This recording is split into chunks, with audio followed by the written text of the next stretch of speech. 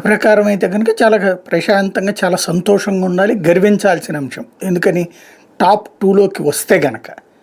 అయితే ఇప్పుడు వచ్చినటువంటి లిస్టు ఇది ఎట్లా ఉంటుందంటే, మనం కాలేజీలో పరీక్షలు రాసేటప్పుడు మార్కులన్నీ వేసిన తర్వాత, అందరిది దిద్దిన తర్వాత ఎవరు ఫస్ట్ క్లాసు, ఎవరు సెకండ్ క్లాస్ అనేది డిసైడ్ చేస్తారు.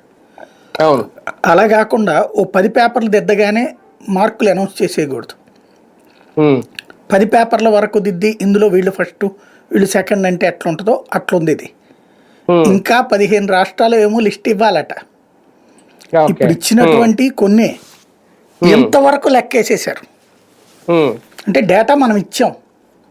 ఇది కూడా ఏంటి, రాష్ట్రం ఇచ్చిన డేటా, కేంద్రం కన్ఫర్మ్ చేసిన డేటా కాదు, రాష్ట్రాలు ఇచ్చిన డేటా అని చెప్తున్నారు ఇక్కడ.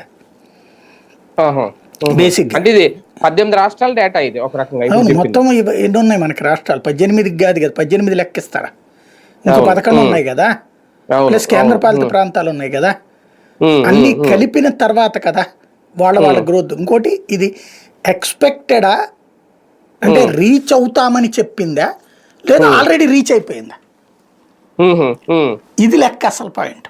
ఆల్రెడీ రీచ్ అయిపోతే కనుక ఇప్పటికి పాటికి డబ్బులు కుప్పల తెప్పలు వచ్చేసి పడిపోయి ఉండాలి. అంటే 8.2 మన రాష్ట్రం గురించి మాట్లాడుకుంటే 8.21% వృద్ధి సాధించేసింది అనేది వీళ్ళు ఇచ్చిన లెక్క, కేంద్ర గణాంకాలకు ఇచ్చిన లెక్క. సాధించేసింది అంటే ఆల్రెడీ రీచ్ అయిపోయినట్టే కదా. అది రాష్ట్ర ప్రభుత్వం కేంద్రానికి ఇచ్చిన నివేదిక.